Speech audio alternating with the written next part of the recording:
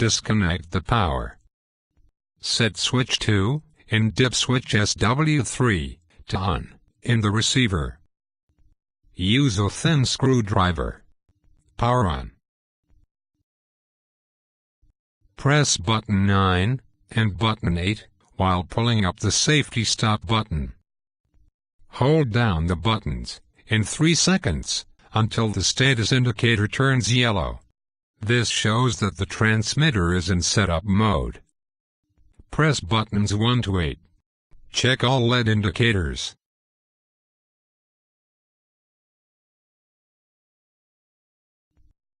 Turn off the transmitter.